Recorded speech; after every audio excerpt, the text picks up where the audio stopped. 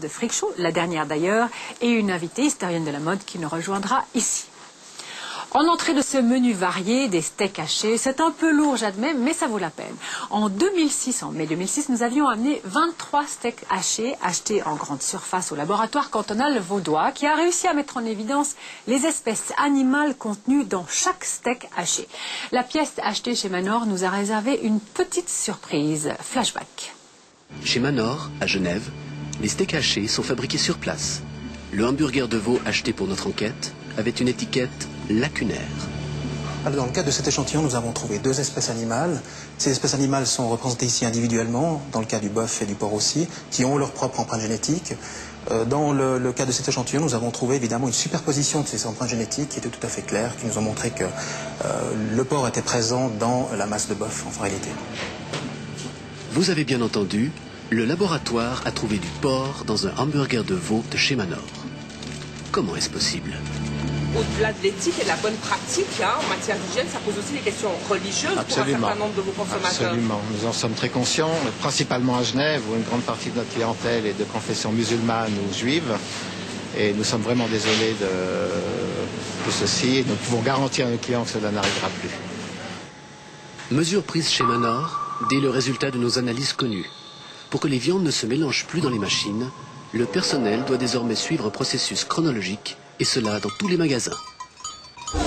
C'est bien ce qui nous avait été promis par le porte-parole de Manor. Du porc dans du veau, ça n'arrivera plus. Le personnel doit suivre un processus chronologique avec le nettoyage des machines pour qu'il n'y ait plus de mélange des viandes.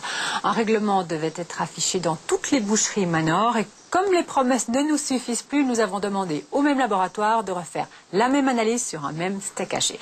Luc Mario, bonsoir. Bonsoir Manuel. Résultat de cette nouvelle analyse? Bien écoutez Manuel, ça a l'air à peine croyable, mais il y a toujours une présence marquée de porc dans ce hamburger de veau de chez Manor. En plus, c'est une présence équivalente à celle qui avait été relevée par le laboratoire lors de précédentes enquêtes. Donc c'est absolument étonnant, mais voilà, c'est la vérité. Ce qui veut dire peut-être que soit le personnel de Manor n'a pas été informé correctement de ce fameux processus chronologique de fabrication qui doit éviter le mélange des viandes, soit que ce processus a été suivi quelque temps et puis les vieilles habitudes reviennent. De toutes les façons, c'est inadmissible. La solution industrielle, qui pourtant est très simple, c'est que Manor ait 2 lignes distinctes de production, bœuf-veau d'un côté, et de l'autre les produits à base de porc. Cette séparation est d'ailleurs en train de se mettre en place, lentement mais sûrement, dans l'Union européenne. Par ailleurs, tous les steaks hachés sont des denrées fragiles par les temps chauds, Luc. Tout à fait. Il n'est pas inutile de rappeler, par exemple, qu'on peut transporter un steak haché, par exemple, dans un sac isotherme. Ces sacs ne sont pas faits que pour les surgeler. Et quand on transporte en voiture ce genre de denrées, c'est pas inutile de les mettre à l'intérieur. Et puis, dans la voiture, il ne faut pas le mettre n'importe où, ce sac. Non, il ne faut pas le mettre sur la lunette arrière, il ne faut pas le mettre sous un toit ouvrant, il ne faut pas le mettre dans le coffre non plus, puisque le coffre n'est pas climatisé si votre voiture l'est. Donc il faut transporter le plus rapidement possible ces steaks hachés du magasin à notre réfrigérateur. Et il faut les mettre dans la partie la plus froide du réfrigérateur, c'est-à-dire juste au-dessous du compartiment à légumes, au-dessus, au fond du frigo, et puis surtout les consommer rapidement. Et voilà, nous sommes arrivés à la fin de cette fameuse chaîne du froid dont nous avions déjà parlé. Merci beaucoup, Luc.